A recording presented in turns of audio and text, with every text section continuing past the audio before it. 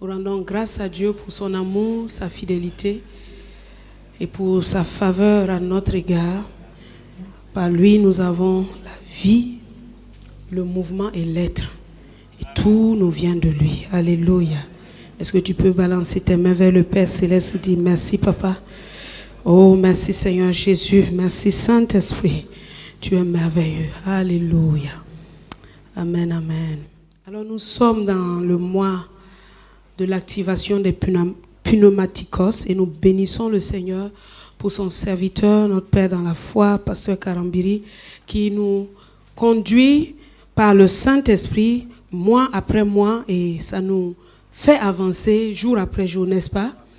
Et donc dans ce mois-ci, il a annoncé, la parole prophétique est l'activation des pneumatikos. Alléluia. Quelqu'un se demande c'est quoi un pneumatikos. Ouvre ta Bible dans 1 Corinthiens chapitre 12 verset 1er. 1 Corinthiens 12 verset 1er.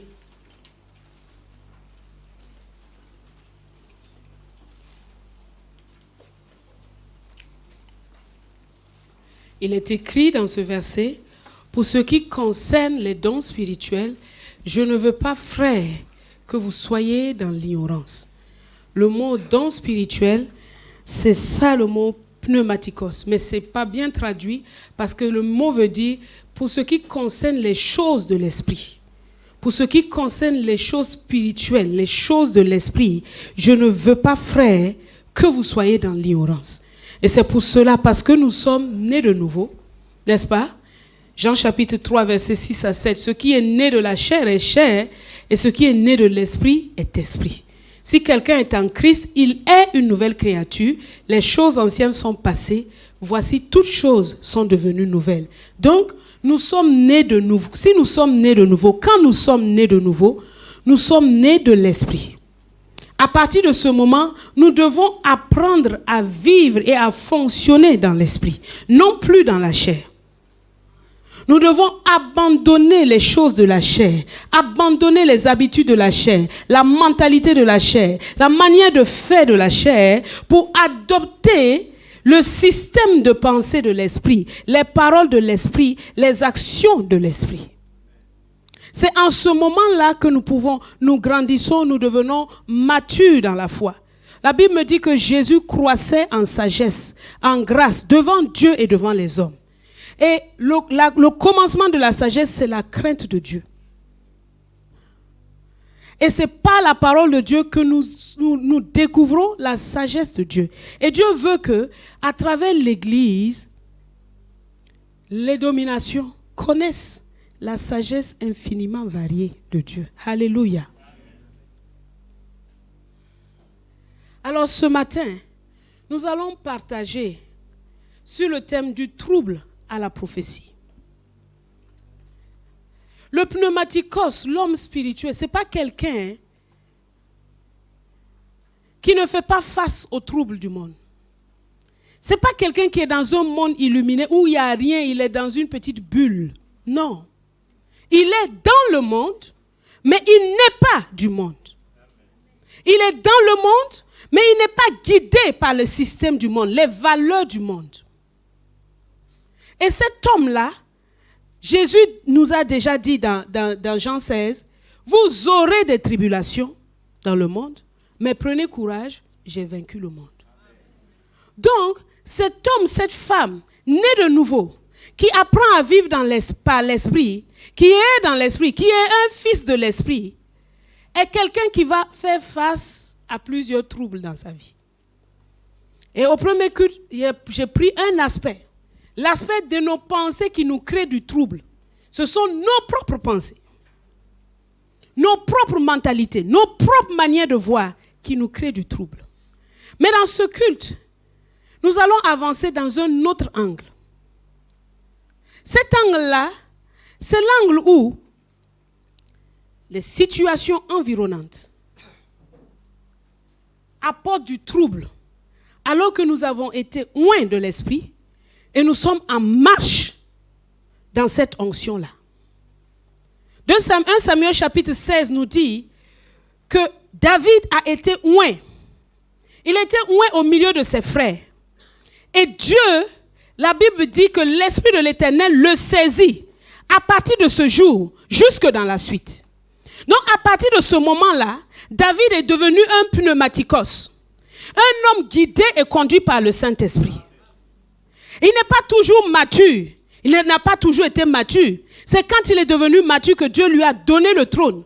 Mais avant, il a été guidé, conduit, il a été entraîné par le Saint-Esprit. Il a appris les choses de l'Esprit. Il a appris comment ça fonctionne dans l'Esprit. Et ainsi, il a développé ce cœur qui plaît à Dieu et qui finalement a reçu le témoignage de Dieu. Dieu dit, j'ai trouvé David, homme selon mon cœur, qui accomplira toutes mes volontés.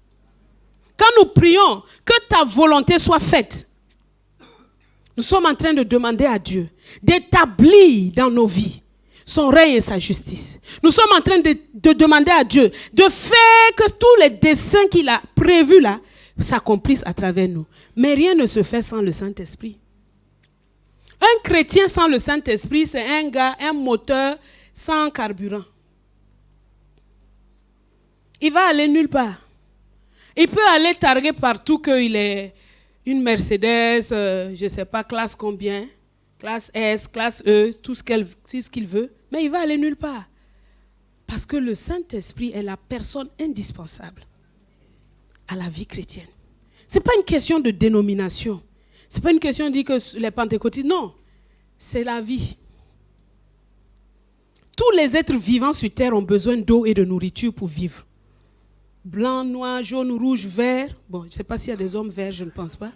Mais quel qu'il soit, quelle que soit sa race, quel que soit le continent, quel que soit l'endroit, du pôle nord au pôle sud, de l'est à l'ouest, tous ont besoin d'eau, de respiration et de nourriture. Donc, nous qui sommes des enfants de Dieu, nous avons besoin de vivre par l'Esprit, de connaître le fonctionnement de l'Esprit, de nous laisser mouvoir par l'Esprit. Vous savez, le Saint-Esprit, ce n'est pas seulement les cris. Est-ce que tu vis en criant?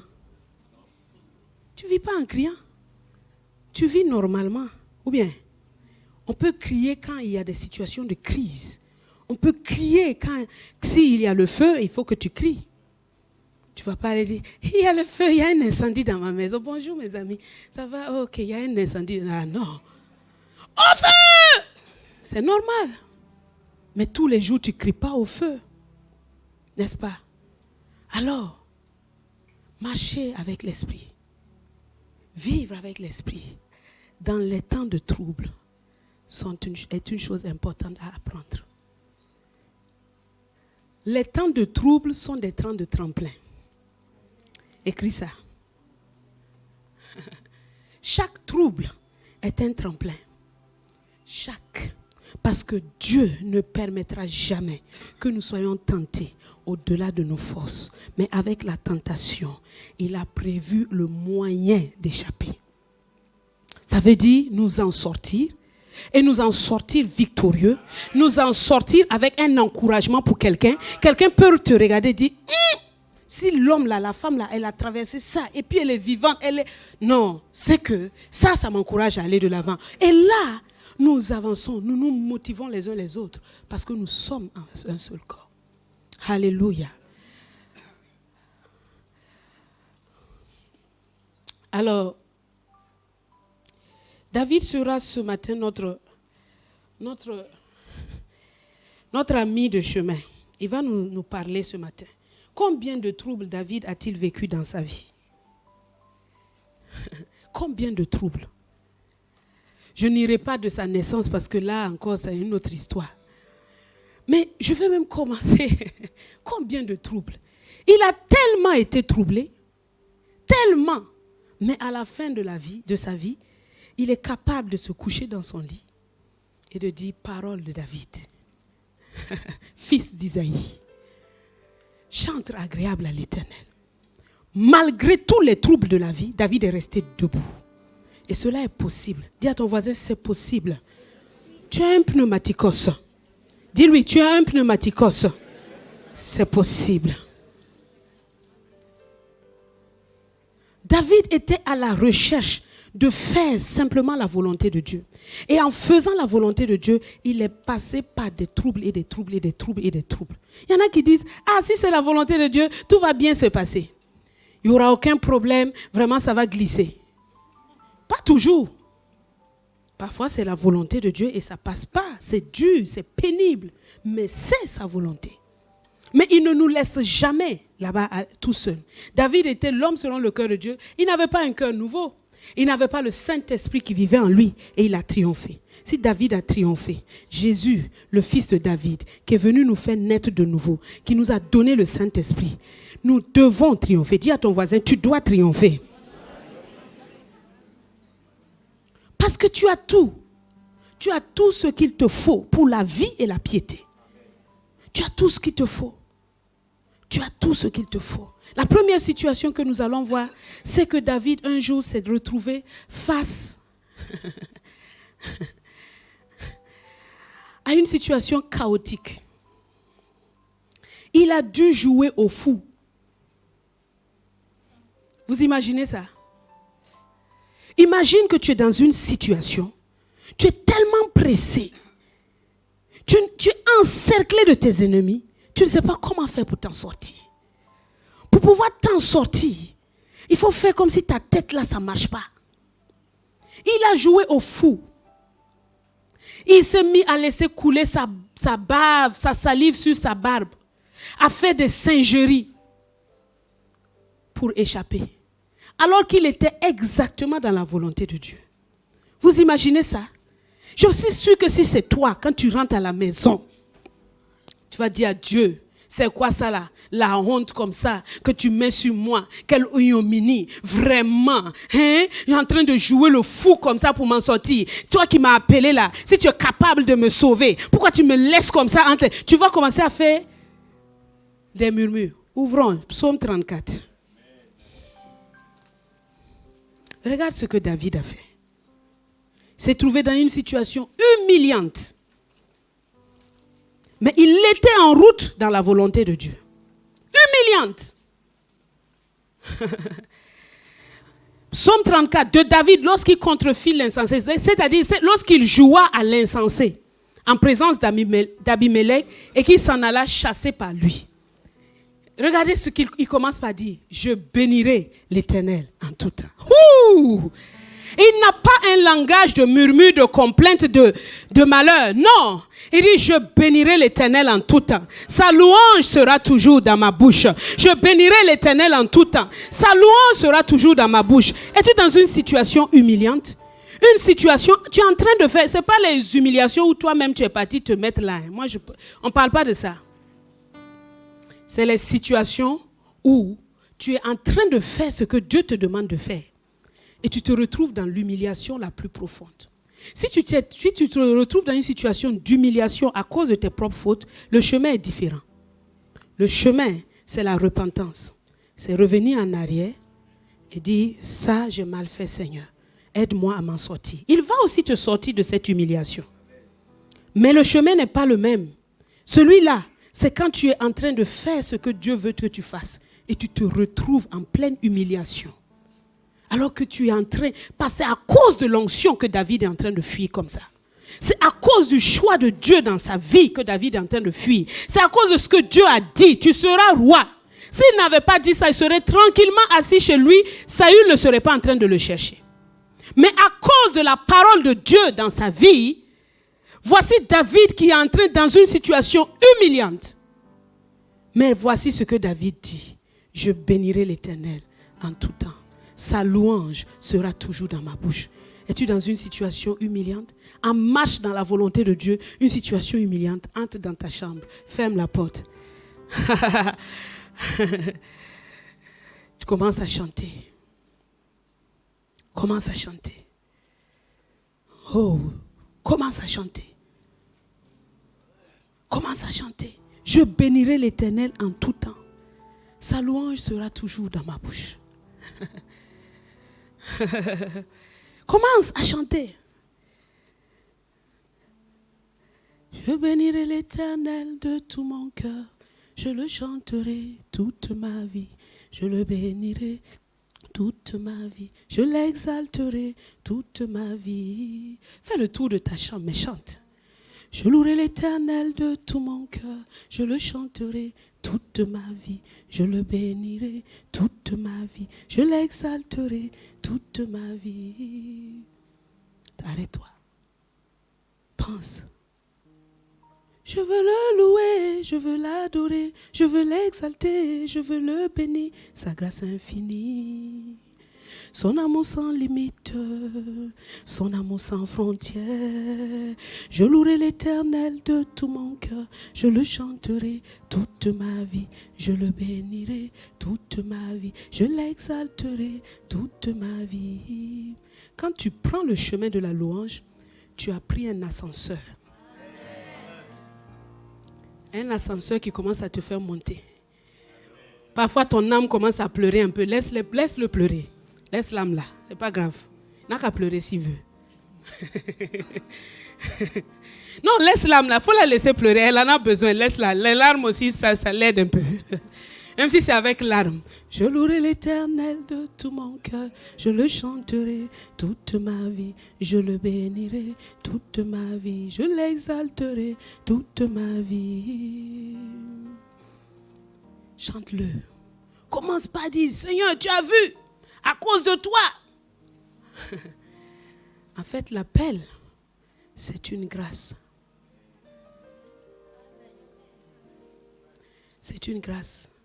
Si on te nomme ministre de ton pays, et que tu ailles dans un pays pour faire ça, et on te maltraite un peu, en rentrant, est-ce que tu viens te plaindre à ton président?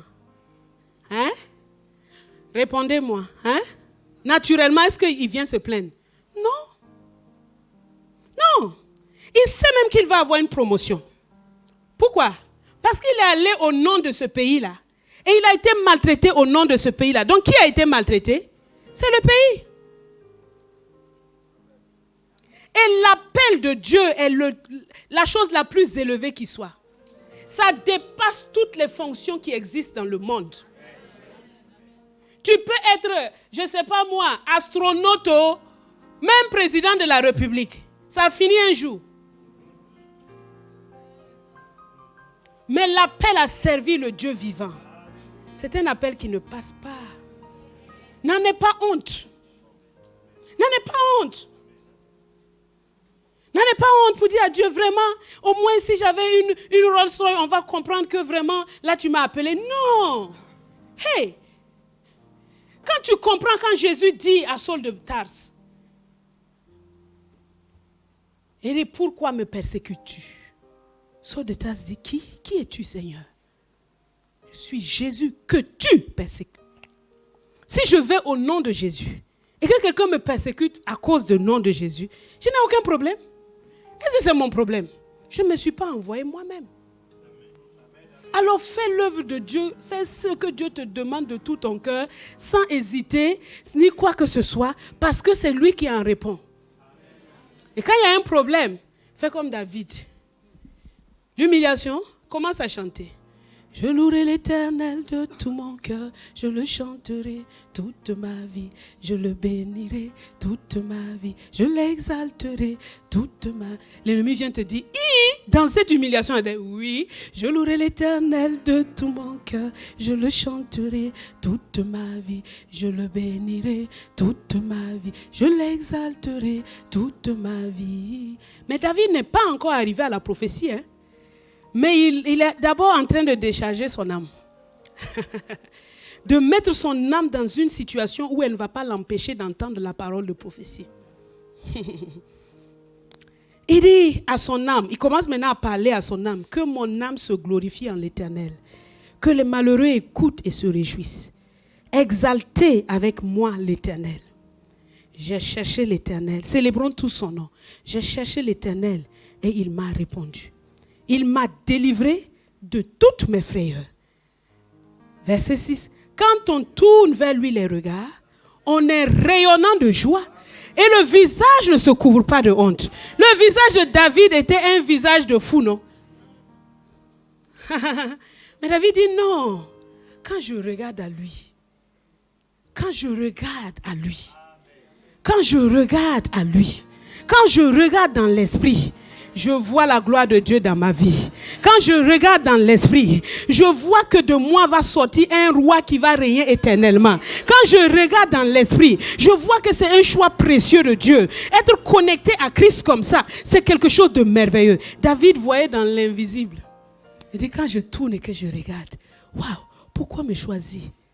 Fils, moi, un simple berger. Et l'esprit lui souffle. Rappelle-toi la prophétie de Jacob sur Judas. Ah, le Shiloh va venir de Judas. Eh mais est-ce que Dieu n'est pas en train de me faire un choix de qualité là? Est-ce que je ne suis pas en train... Mais parce que Dieu n'a pas tout dit à David. Il n'a pas dit dès le début, tu sais, Christ va venir par toi, ton nom va être célébré dans toutes les générations, on appellera le Messie le fils de David. Non. Mais David avait une source de joie à l'intérieur de toi. Parfois tu passes par des temps difficiles, mais il y a une source de joie là. Ce que j'appelle la petite fontaine de joie. Qui jaillit. Non, ne résiste pas à la fontaine de joie. Parce que c'est l'esprit qui a mis cette fontaine de joie là. Et comme ma mère m'a appris cette chanson, j'ai la joie comme une fontaine, la joie comme une fontaine, la joie comme une fontaine dans mon cœur. J'ai la joie comme une fontaine, la joie comme une fontaine, la joie comme une fontaine dans mon cœur. Écoute, quand le chant manque dans ta vie, je peux te dire déjà que tu es dans le trouble.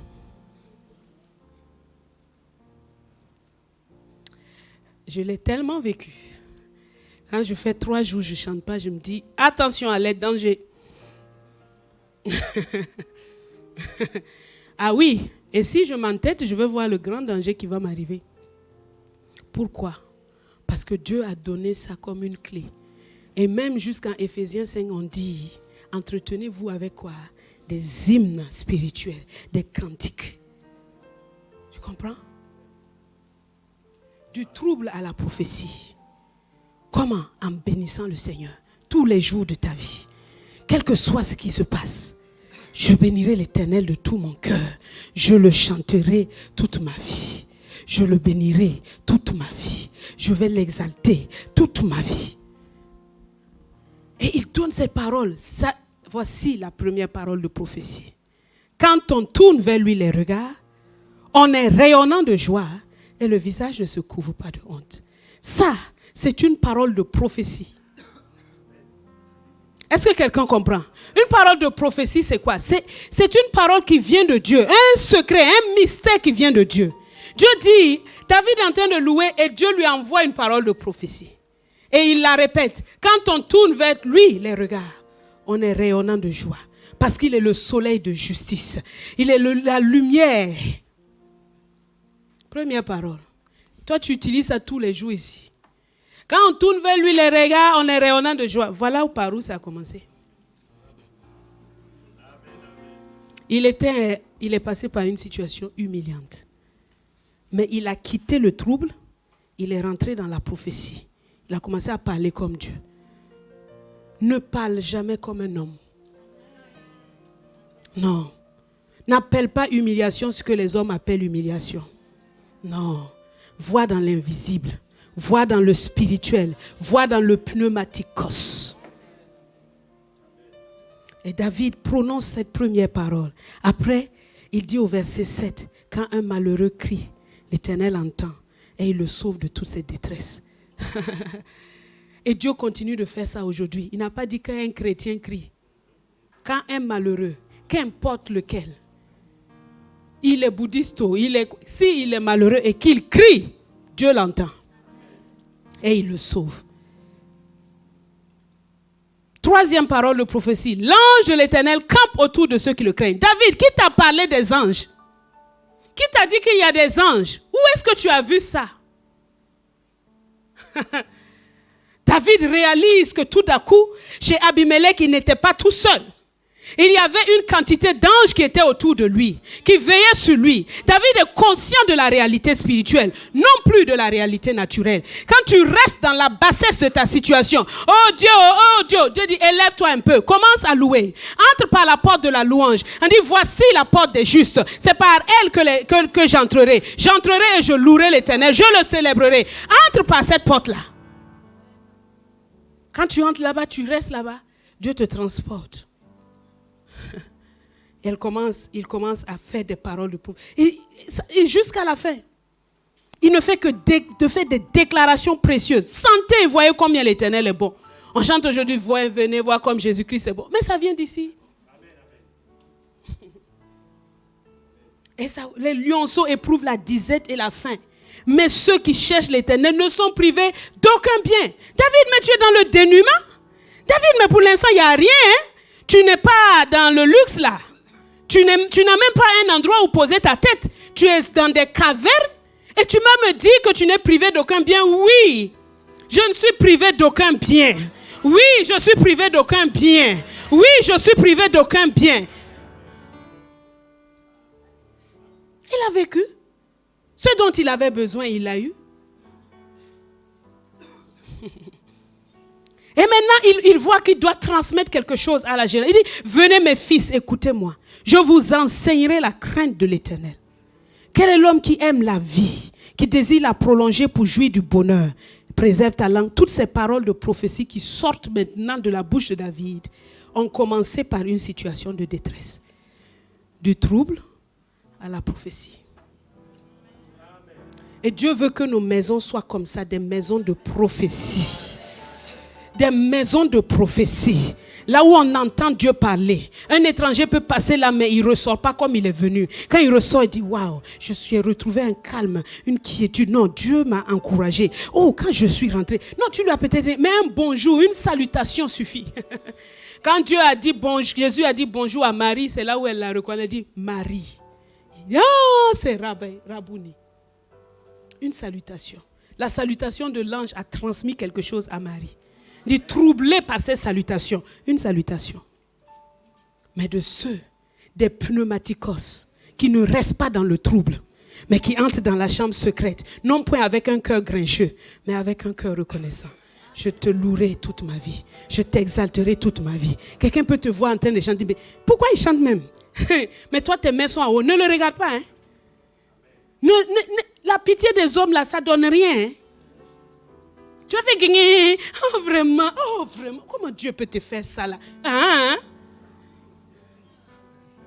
Tu voulais que je sois où? 4 pieds sous terre? Je vis. Et j'irai de l'avant. C'est ça. Quand tu loues, là, tu sais que ce n'est pas fini. Es-tu dans une situation d'humiliation? Ne reste pas centré sur toi-même. Lève les yeux vers le Père. Je bénirai qui? L'Éternel. Alléluia. Et tu vois, il prophétise. Et tu vois que toujours ces prophéties, ce qui est extraordinaire, c'est que la prophétie, elle doit toujours nous amener et nous centrer sur Christ. Il finit par prophétiser au verset 21, il dit, il garde tous ses os. Il parlait de Jésus. Il dit, il garde tous ses os, aucun d'eux n'est brisé. À la croix, aucun os de Jésus n'a été cassé. Quand on est venu pour casser ses os, c'était déjà... Mais c'est une parole de prophétie qui a pris place plusieurs milliers d'années plus tard. Dans ta situation aujourd'hui, tu peux prophétiser pour une génération. 1000 ans après. Parce que pour Dieu, un jour est comme 1000 ans. Et 1000 ans comme un jour. On s'inquiète et on s'agite pour rien. On s'inquiète et on s'agite pour les choses naturelles. On s'inquiète et on s'agite pour les choses de cette terre. Alors que Dieu nous dit, vas-y seulement. Tout ça là va commencer à te poursuivre. Il n'est pas un homme pour mentir. Alléluia. Es-tu dans l'humiliation? Te sens-tu dans l'humiliation? Lève les mains. Dis, je bénirai l'Éternel de tout mon cœur. Continue à le louer. Tu passeras de la louange à la prophétie. Alléluia. Deuxième situation. Psaume 52. À ce moment-là, David s'est retrouvé dans une situation où il est passé chez le prêtre, le sacrificateur. Et le sacrificateur lui a donné les pains. Il lui a donné l'épée de Goliath. Et il y avait un gars qui était là, un des bergers de David, de Saül qui était là, qui a vu David. Vous pouvez lire ça dans 1 Samuel 21. Et il allait dire à Saül, « Ah, j'ai vu David, il est parti chez Achimélec, il a pris l'épée de Goliath, il a pris les pains, il s'est enfui. » Et Saül a fait décimer toute la famille de sacrificateurs. Imaginez, tu es déjà en train de fuir et tu te retrouves dans une situation où à cause de toi, des personnes et des personnes meurent, perdent la vie à cause de toi. Tu te retrouves dans une situation où plusieurs personnes perdent la vie à cause de toi. Qu'est-ce que tu vas faire? Qu'est-ce que tu vas faire? Et David était dans cette situation-là. Il est tourmenté. Il se dit, mais qu'est-ce qui m'arrive? Jusqu'à tuer des gens qui ont reçu l'onction sacerdotale. Juste parce qu'ils ont été amis avec moi. On peut maltraiter tes proches. Juste parce qu'ils sont tes proches. Et juste parce que tu es en train de faire la volonté de Dieu. On peut maltraiter ta famille. Juste parce que c'est ta famille. Et que tu es en train de faire la volonté de Dieu. Ça arrive aussi. Mais regardez David, psaume 52. Il commence au verset 3, il dit, « Pourquoi te glorifies-tu de ta méchanceté, tyran ?» Il lève les yeux, il dit, « La bonté de Dieu subsiste toujours. » Ta langue n'invente que malice. Il est en train de prier, il est en train de déverser son âme à Dieu. N'invente que malice comme un rasoir affilé, fourbe que tu es. Tu aimes le mal plutôt que le bien, le mensonge plutôt que la droiture. Non, il est en train de prier et il met quoi? Pause. Il réfléchit. Et il continue, il dit, tu aimes toutes les paroles de destruction, langue trompeuse. Aussi Dieu t'abattra pour toujours. Il te saisira et t'enlèvera de ta tente. Il te déracinera de la terre des vivants. Les justes le verront et auront de la crainte. Ils feront de lui le sujet de leur moquerie. Voilà l'homme qui ne prenait point Dieu pour protecteur, mais qui se confiait en ses grandes richesses. Verset 10. Et moi, prophétie, je suis dans la maison de Dieu comme un olivier verdoyant. Je me confie dans la bonté de Dieu éternellement et à jamais. Je suis planté dans la maison de Dieu. Et vous savez, David, c'est celui...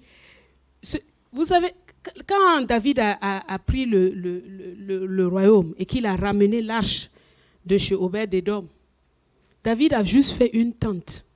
Il n'y avait plus de lieu saint, lieu très saint. Pourquoi? Parce qu'il avait le lieu très saint là chez lui. Donc, il s'est rendu compte que Dieu était accessible. Il a fait juste une tente. Et il dit au sacrificateur, faites la ronde autour de cette... C'est pourquoi il dit, vous qui servez l'Éternel durant les heures de la nuit. Ils étaient là en train de chanter nuit et jour, car ta miséricorde durera toujours.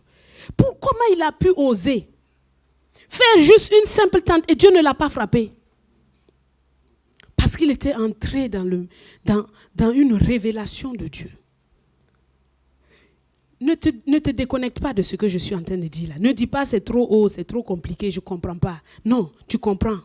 Tu es un pneumatikos. Tu m'entends? Tu es un pneumatikos. Tu es un aigle. Tu n'es pas un poulet.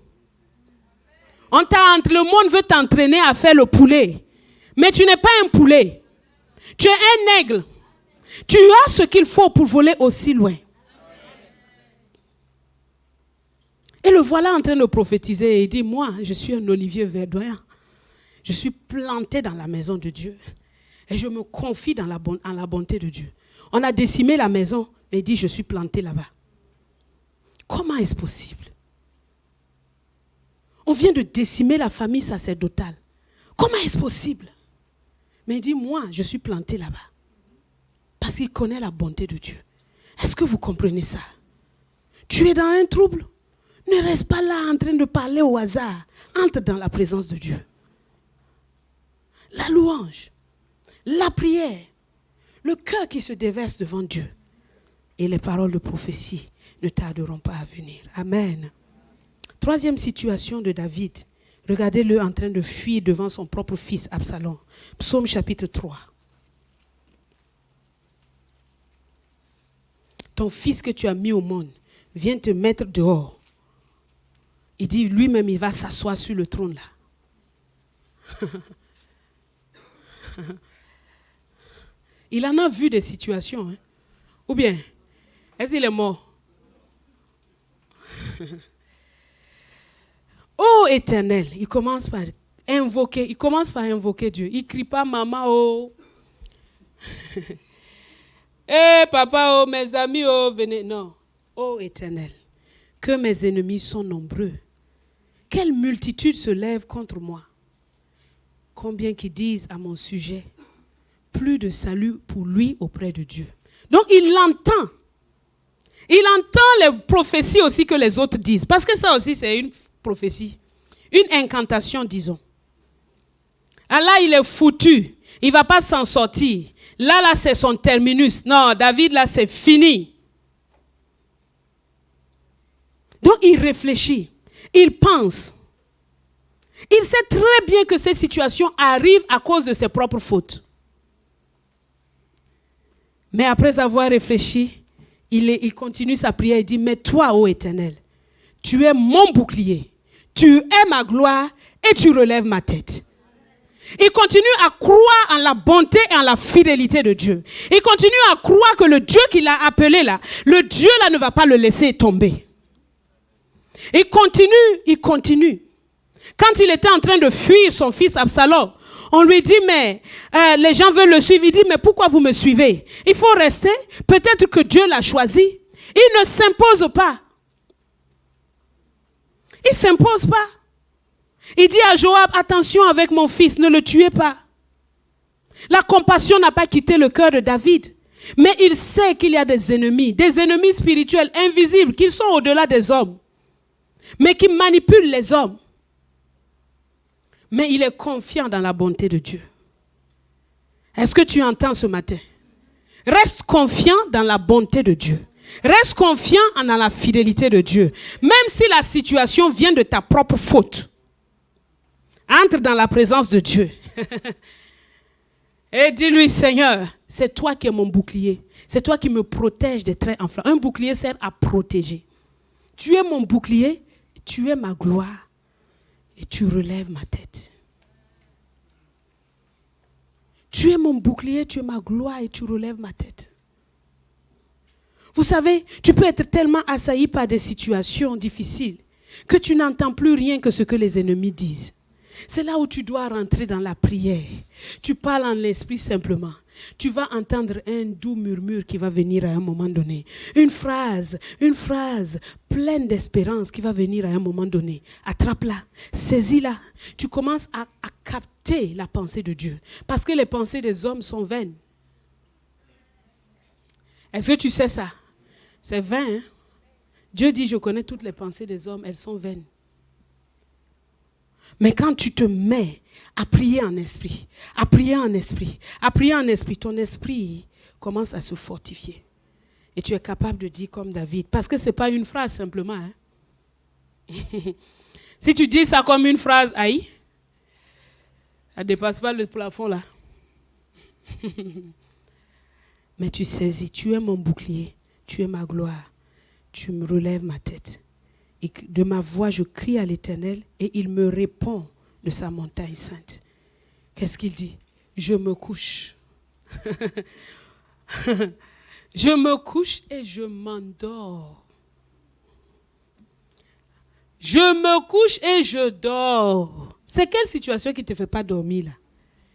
Tu as besoin de ce psaume-là. Pourquoi tu ne dors pas? Ton manque de sommeil ne va pas arranger la situation. Ça ne fait que ruiner ta propre santé. David dit, je me couche et je m'endors. Il était calmement en train de dormir.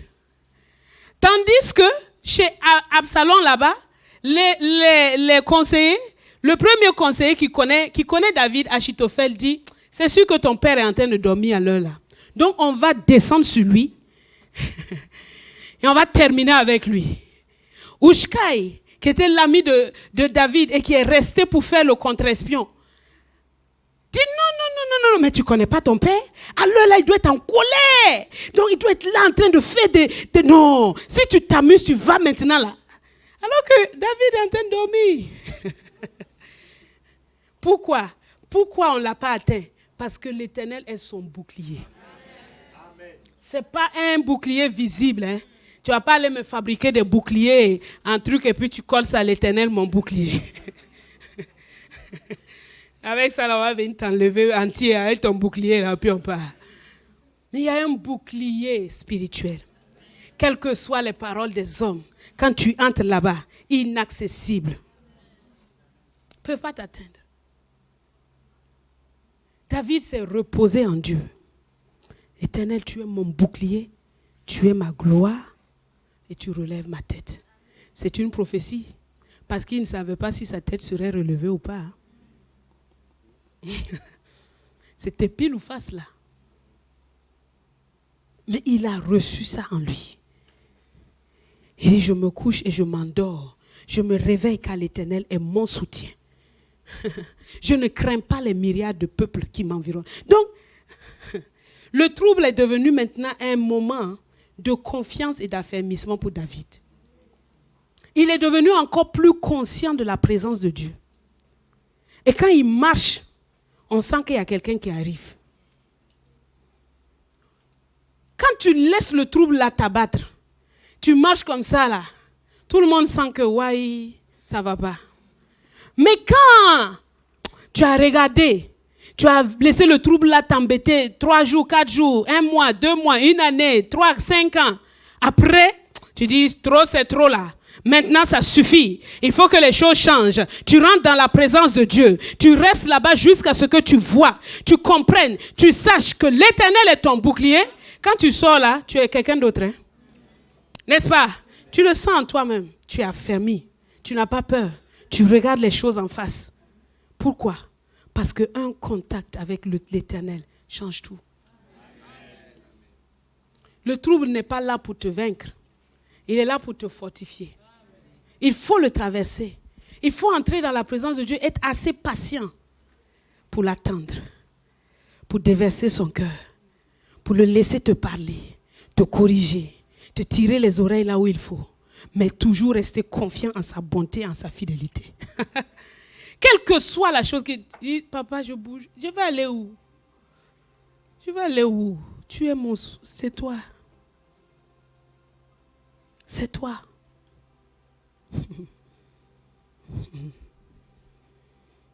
Alléluia.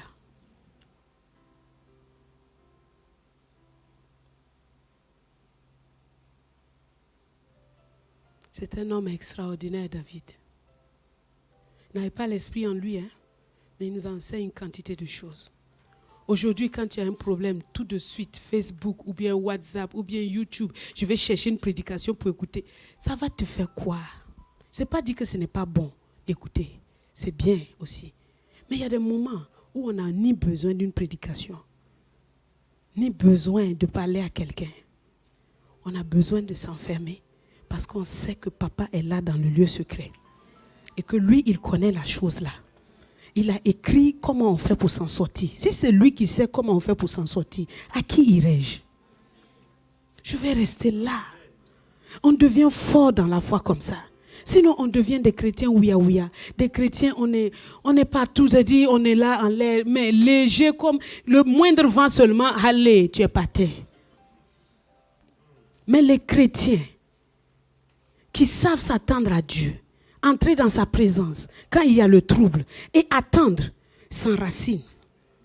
S'enracinent. S'enracinent. Vous savez, les arbres les plus centenaires, ils ne poussent pas vite. Hein? Pourquoi? Parce qu'ils prennent leur temps pour s'enraciner. Dis, mais toi là, depuis 5 ans là, vraiment, il n'y a rien qui a bougé chez toi. Hein? Laisse-moi, je m'enracine. Ah non, mais loin, tu vois le ministère de l'autre là, ça avance vite. Non, je m'enracine. Je suis en train de faire mes racines. Je ne perds pas mon temps. Hein? Je suis en train de faire mes racines. Je m'enracine. Mais tu n'as pas vu ton voisin là? Il est déjà marié, il a père de 5 enfants. Non, je m'enracine. Je suis en train de prendre mes racines. Chaque jour, je suis avec Dieu. Vraiment, et chaque jour, tu dois être avec Dieu. Si tu laisses passer le temps, tu as passé le temps. Je m'enracine. Je m'affermis. Je me solidifie en lui. Je prends des convictions. Et quand il va permettre que je commence à aller, je vais aller. Quels que soient les vents qui vont arriver, je ne tomberai pas. Mais si tu crois vite, rapidos, tes racines là sont aussi, comment on dit, à la surface. Dès qu'un vent violent vient, c'est toi le premier par terre. J'aime dire, Dieu nous a destinés à vivre une vie longue, belle et heureuse. Ne sois pas complexé avec le temps. Le temps passe. Donc tu avais prévu de vivre 60 ans. Moi non. Si j'attends le retour de Jésus chaque jour, mais à part ça, je dis à Dieu que rien ne m'enlève avant mon temps. Sauf si tu es revenu. Pourquoi se complexer? Quand je vivrai 90, 100 là, j'ai encore combien? Une bonne soixantaine devant moi. Ou bien, est-ce que j'ai besoin de me presser? Je prends mes racines. Je m'affermis dans la parole. Je m'affermis dans ce qui est réel. Je regarde ce qui se passe autour du monde. Je teste. Je regarde avec la parole. Est-ce que c'est vrai? Même si ça a l'air de marcher. Est-ce que c'est ce que Dieu nous a demandé? Si je vois que ce n'est pas ça, je laisse. Mais les avantages qui sont avec, non, je m'en fous. Et je sais qu'ainsi, la sécurité, elle est là. Et si tu veux aller, ouia, c'est toi, tu veux qu'on te voit à la télé vite. Aussitôt vu à la télé, aussitôt décimé aussi à la télé. Faites attention aux gens. Hein? Jésus a guéri combien de personnes? À la croix, il y avait combien de personnes qui étaient en train de dire, ah mais il nous a fait du bien. Il y avait combien? Hein? Sa propre famille et puis un disciple. Il y avait sa maman et Jean. Et puis les femmes là. Même les disciples ont disparu. C'est dans le temps de crise. Dans le temps de crise, tu seras seul. Et c'est normal. N'en veux à personne. Ne dis pas, ils m'ont abandonné. Jésus dit, vous allez m'abandonner, mais je ne suis pas seul. Est-ce qu'il est parti à la croix avec l'amertume en train de dire, vraiment, regarde-moi ces traîtres-là. Je les ai nourris pendant 3 ans, guéri leur belle-mère, tout ça là. Hein? Maintenant que j'ai problème là, personne. Ah Dieu! Non, je ne savais pas que tu m'avais donné des disciples vraiment traîtres comme ça. Non, il leur a dit avant de partir, je sais que vous allez partir. Mais ne vous inquiétez pas. Il faut que j'aille là-bas seul. Mais quand je serai ressuscité, rejoignez-moi là-bas en Galilée. Je vous attendrai là-bas. Ne n'en veux pas aux gens parce qu'ils t'ont laissé. Ton secours, il est où? C'est qui ton bouclier? C'est qui ton appui? Les gens sont des secours. Oui, ils sont des aides, des personnes que Dieu utilise. Mais, non. Alléluia. Est-ce que vous voulez encore prendre un autre ou bien on s'arrête là? On prend un autre. Ok. Regardez le psaume 30.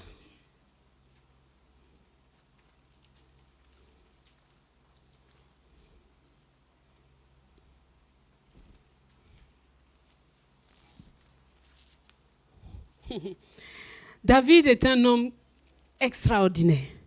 Il veut bâtir le temple. Dieu lui dit, non, tu ne le feras pas. Pourquoi? Parce que tu as versé beaucoup de sang. Mais Dieu, ce sang-là que j'ai versé, c'est à cause de toi. Hein? Ce sont les guerres de l'Éternel que David a soutenues, pas ses propres guerres. Il n'a jamais tué Saül avec ses propres mains. Saül était sa propre guerre, mais il ne l'a pas tué. Donc David a soutenu les guerres de l'Éternel. Mais quand il veut faire l'œuvre qu'il considère maintenant quelque chose de constructif, Dieu lui dit non. Parce que tes mains sont pleines de sang. Est-ce qu'il s'est fâché? Les chrétiens du 21e siècle commençaient à faire pétition. Moi, c'est à cause de toi que j'ai travaillé là. Si j'ai versé 100 là, c'est qui m'a envoyé? Hein? C'est toi? Maintenant, tu me dis quoi? Hein? Des impolitesses à Dieu que je ne comprends pas. Non, ça, j'appelle ça de l'impolitesse.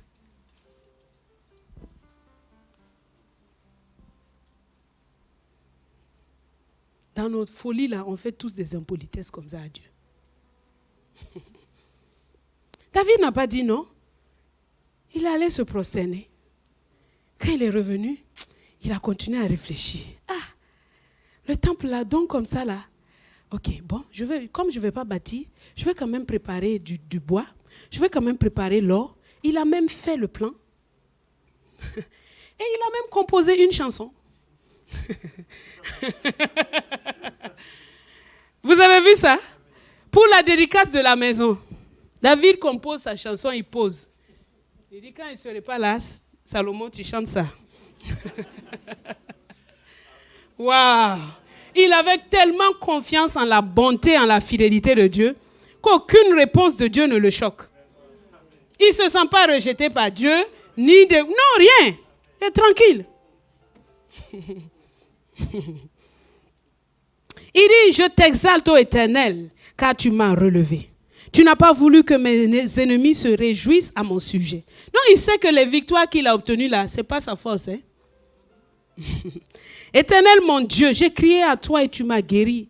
Éternel, tu as fait remonter mon âme du séjour des morts. Tu m'as fait revivre loin de ceux qui descendent dans la fosse. Chantez à l'Éternel, vous qui l'aimez. Célébrez par vos louanges sa sainteté, car sa colère dure un instant, mais sa grâce toute la vie. Le soir arrivent les pleurs et le matin l'allégresse. Je disais dans ma sécurité, je ne chancellerai jamais. Éternel, par ta grâce, tu avais affermi ma montagne. Donc, David reconnaît, il voit qu'il y a des moments où il était vraiment tellement à l'aise, comme nous là, on est tellement à l'aise. Je conquiers, je fais quoi? Je fais tout, je déplace les montagnes. Je fais tout quoi. Je marche sur les serpents, les scorpions, et rien ne peut me nuire. Et puis, patatras, quelque chose te nuit. Ah! Par ta grâce, tu avais affermi ma montagne. Il dit, tu cachas ta face et je fus troublé. Ça veut dire quelque chose lui est arrivé. Éternel, j'ai crié à toi. J'ai imploré l'Éternel. Vous voyez? Ça dit parfois Dieu nous regarde, il regarde notre arrogance et puis il rit. Il te donne une promesse, tu le prends lui, tu mets à côté. C'est maintenant la promesse là qui est ton trophée. Donc il bouge aussi lui-même. Et la promesse aussi bouge pour partir avec celui qui l'a envoyé. Il te laisse là-bas tout seul. Tu dis, aïe, je suis tout seul. Donc tu as besoin de crier. Tout ce que Dieu nous donne, les bienfaits qu'il nous donne, nous devons rester connectés à lui. Toujours. J'écoutais une prédication où un pasteur disait, son fils était très malade. Il a prié, il a tout fait. L'enfant ne guérit pas. Il continue à devenir malade au point qu'il n'arrive plus à se lever. Donc il voit que si ça continue, l'enfant mourra. Alors il était tellement découragé qu'il s'est dit, qu'est-ce que je veux faire? L'idée qu'il a eue, il a dit, je veux lui faire boire de l'huile d'onction. Donc il a pris l'huile d'onction là et il a prié dessus, il a dit à l'enfant, bois ça. L'enfant a dit, c'est quoi ça papa? Il dit, c'est l'huile d'onction, il faut boire, comme ça tu vas être guéri. L'enfant a dit, mais c'est écrit quoi dans la Bible? C'est écrit de prier. Tu as prié, non? C'est bon. Il dit, il était tout honteux avec sa cuillère d'huile d'onction pour retourner. Et en repartant, il a dit à Dieu, mais Seigneur, pourquoi tu ne veux pas guérir mon fils? Dieu lui dit, c'est ça justement le problème. C'est ton fils. c'est ton fils. Si c'est ton fils, guéris-le. Il dit, ah, pardon Seigneur, guéris ton fils. Une heure plus tard, l'enfant était debout, il a mangé, il était dehors en train de jouer au football. Quand on s'accapare ce que Dieu nous a donné, ça devient maintenant mon truc, mon église. Ton église, tu es mort pour qui? Ma maison, ma voiture, ma famille, mon enfant. Dieu dit, je vais le laisser un peu. On dirait qu'il a la puissance de garder ce que je lui ai donné. Et quand il cache sa face, le trouble arrive. Et David, il reconnaît ça. Il dit à Dieu, pardon, ne verse pas mon sang. Ne me fais pas descendre dans la fosse. La poussière a-t-elle pour toi des louanges? Raconte-t-elle ta fidélité? Écoute, Éternel, aie pitié de moi. Donc, il est revenu dans l'humilité. Éternel, secoue-moi. Et il dit, tu as changé mes lamentations en allégresse. Tu as délié mon sac et tu m'as ceint de joie, afin que mon cœur te chante et que je ne sois pas muet. Éternel, mon Dieu, je te louerai toujours. Amen. Il prépare tout ça. David, un jour, était dans la caverne d'Adullam. Psaume 57.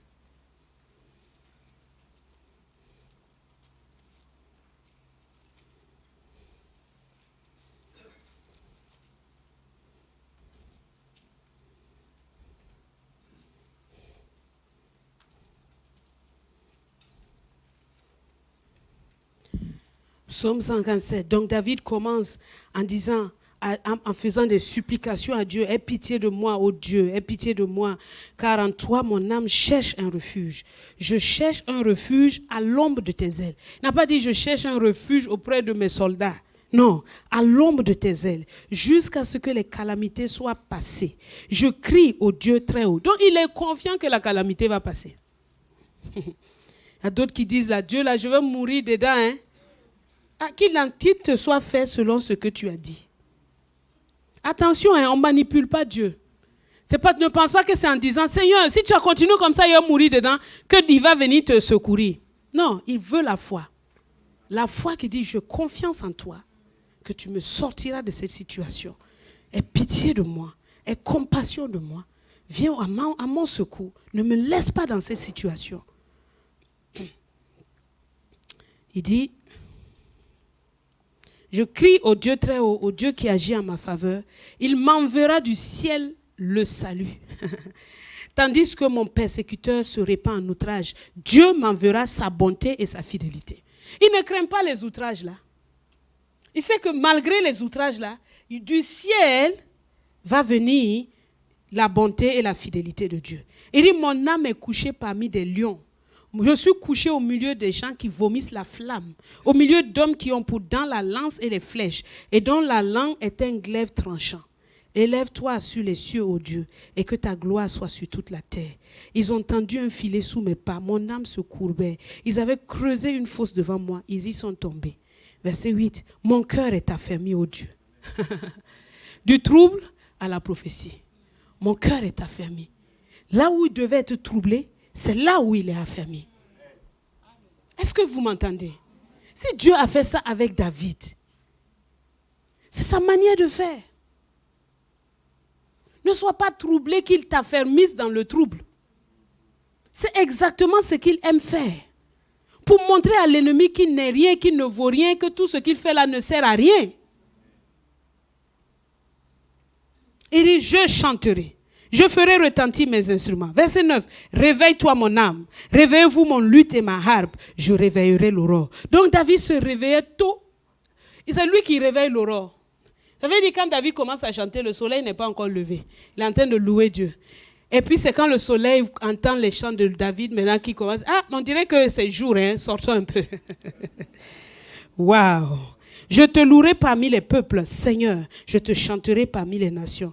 Car ta bonté atteint jusqu'aux cieux et ta fidélité jusqu'aux nues. Élève-toi sur les cieux, ô Dieu, et que ta gloire soit sur toute la terre. Waouh, Dieu prend plaisir à ça. Quelqu'un qui est dans une situation difficile, qui sait implorer Dieu et qui sait aussi le louer. Il l'a fermé. Il l'a fermé. Il l'a fermé. Alléluia. Il y a plein de choses encore à dire. Mais notez le psaume 51, le psaume 59, le psaume 54.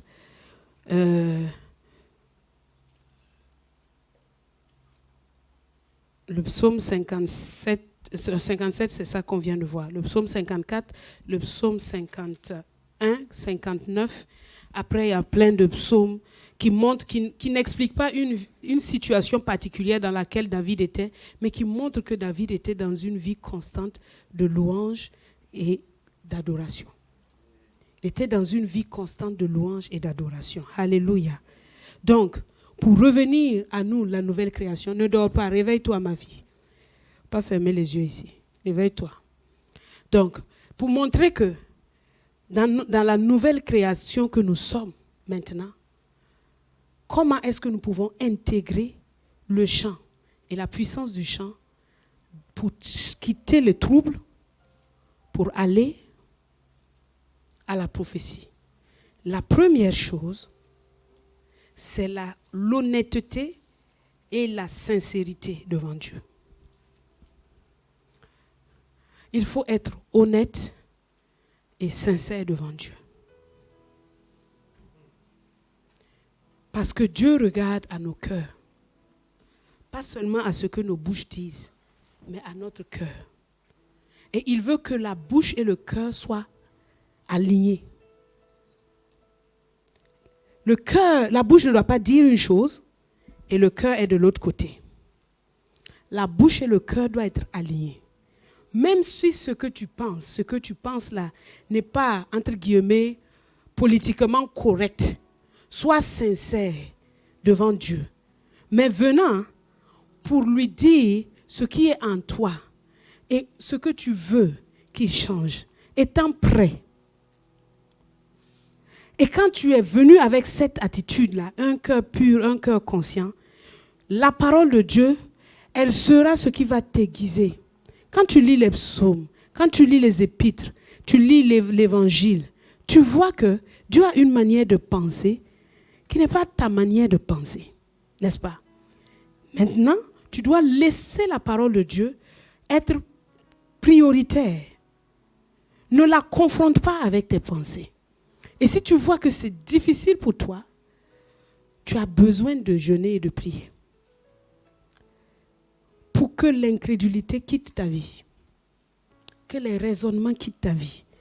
Et tu vas dans la prière avec la parole de Dieu. Et tu pries avec la parole. Tu chantes avec la parole.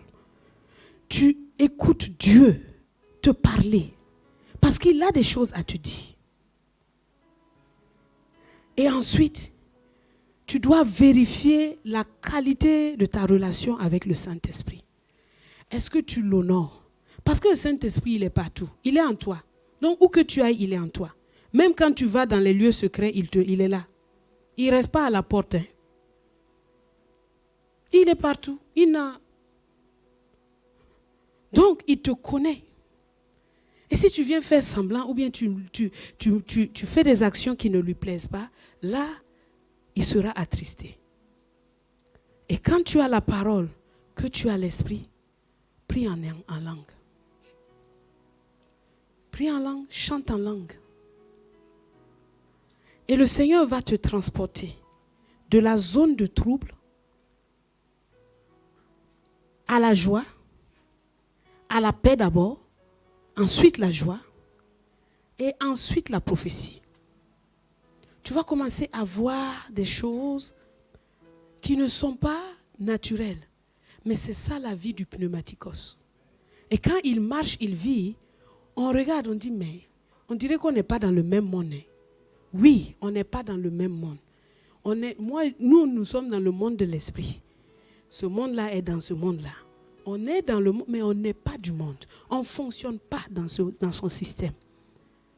Et quand tu vas faire ça, tu vas voir que, de manière, comme je disais au premier culte, ne sois pas pressé. Anne, quand elle est allée prier, Elle est allée avec tous les troubles qu'il y avait. Les troubles avec son mari, les troubles avec sa coépouse, ses propres troubles, les paroles que les gens lui ont dites, les fausses attentes. La Bible dit que du matin au soir, elle était là, à côté de l'arche, elle murmurait. Il ne faut pas que tu sois pressé. Il n'y a pas de vie chrétienne pressée.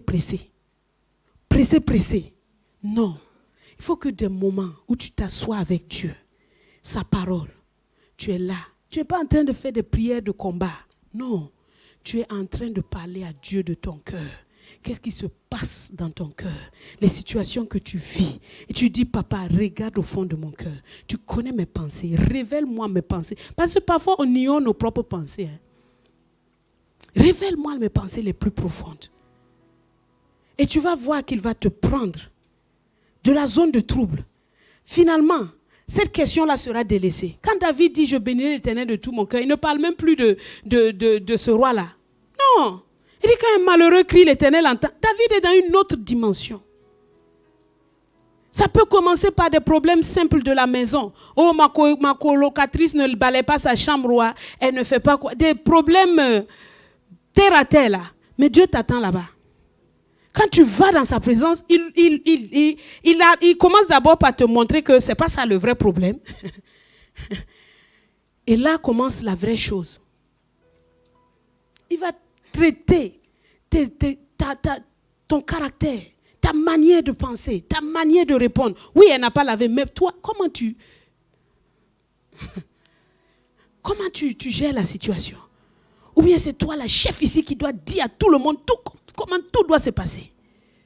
Donc Dieu va confronter ton orgueil, confronter ta vantardise, confronter ces choses-là. Si tu es pressé, tu dis ça fait mal, tu sors, aïe, on a ouvert ton ventre, tu es en train de marcher, une chirurgie incomplète. Tout le monde va voir tes intestins au dehors là-bas. Mais si tu es patient, parce que Dieu est le chef. C'est pas quand tu lui dis, Seigneur, maintenant je suis là, j'ai 1 heure, fais vite. Il fait rien. Non. Bon, je suis venu, j'ai 30 minutes, fais vite. Qu'est-ce que tu as à me dire aujourd'hui pour la journée? Non, il est Dieu. C'est lui qui décide quand et comment il veut te parler. Et quand tu es obéissant et soumis avec ça, là, il commence à te parler. Et si tu veux lui dire maintenant, tout de suite, il dit ok. Première leçon, je suis Dieu et toi, tu es ma création. Il faut d'abord apprendre ça. Après, tu reviens. Alléluia. On a un bon Dieu. Amen. Il y a un psaume que j'aime bien qui dit « Mon Dieu tout bon ». Quand j'ai lu ça, j'ai dit « Waouh, mon Dieu tout bon ». Il y a des choses qu'on appelle des bonbons, qui gardent les choses. Non, Dieu n'est pas un bonbon. C'est un Dieu tout bon. Tout en lui est bonté. Même quand il te corrige, c'est avec bonté. C'est avec bonté. N'aie pas peur. C'est ça la vie chrétienne. La vie chrétienne, où on court, on est là, on est là. Il n'y a pas un temps où, le jour où toi-même tu as parlé à Dieu, il n'y en a pas. Il y a un problème. Maintenant, quand tu as progressé comme ça avec Dieu, que tu sors avec des questions, va maintenant voir les aînés dans la foi. Va maintenant voir les pasteurs, dis bon, je suis passé par une situation de trouble. Voici ce qui est arrivé. J'ai cherché le Seigneur. Je l'ai prié. Voilà ce qu'il m'a dit. Qu'est-ce que vous en pensez? Qu'est-ce que vous pouvez me dire? Ils vont te dire si tu es sur le bon chemin ou si tu es en train de t'écarter. Parce que tu peux t'écarter tout seul dans ta chambre aussi. Tes propres pensées te font dire oui, Dieu m'a dit. J'en ai vu tellement. Mais Dieu nous a donné les pasteurs, les docteurs, tous les anciens et tous ceux qu'il a appelés pour que nous soyons conduits dans la vérité. Alléluia. Mais ça commence par toi parce que le Saint-Esprit, il est en toi. Le pasteur ne fera pas ce travail-là à sa place parce que lui-même, il doit le faire pour lui-même. Il le fait pour lui-même. Alléluia. Est-ce que ça t'a édifié ce matin, ce que nous avons partagé? Alléluia. Alléluia. Merci Seigneur. Donc, c'est de tout cœur. C'est pour que nous puissions avancer. Le siècle présent est mauvais. Il est mauvais. Mais Dieu est le même. Hier, aujourd'hui, éternellement. Il n'a pas changé. Le même Dieu que David a trouvé, c'est le même Dieu que nous avons en Christ. Mais nous sommes privilégiés d'avoir le Saint-Esprit qui demeure avec nous, qui demeure en nous pour nous aider en tout point de vue. Alors tu peux aller avec la mentalité de quel que soit le trouble, je suis un gagnant, je suis un vainqueur en Christ Jésus. Si je le suis de tout mon cœur, je suis un vainqueur, je vais y arriver. Le Seigneur va m'aider, je ne vais pas rester derrière. Alléluia. Rends grâce au Seigneur tout simplement. Demande au Seigneur simplement la grâce de toujours recevoir de lui les paroles de prophétie dans les temps de trouble. Les paroles de prophétie, ce n'est pas des choses compliquées. Parfois, c'est simplement « je suis avec toi ». Parfois, c'est simplement « ne t'inquiète pas ». Mais ce sont des paroles fortes. Ce sont des paroles, un seul mot de Dieu suffit pour changer des quantités de choses. Et tu as besoin d'entendre sa voix. Tu peux aussi apprécier toutes les paroles de prophétie que Dieu t'a données dans les temps de trouble, que tu as eues dans le passé, et lui dire combien tu t'attends à lui pour la suite. Merci Seigneur Jésus. Merci pour ta grâce, merci pour ta fidélité. Merci pour ton amour infini. Sois béni et sois loué pour tout ce que tu fais, pour tout ce que tu es. À toi seul soit l'honneur et la gloire. Merci. Conduis chacun de nous dans cette pratique-là. Conduis-nous dans cette pratique. Que de tous les troubles, nous en sortions avec des paroles de prophétie. Car nous sommes des pneumatikos. Nous sommes des pneumatikos. Merci Seigneur. Que ton nom seul soit béni. Que ton nom seul soit loué Seigneur. À toi seul soit l'honneur, la louange et la gloire. Maintenant et à jamais. Amen.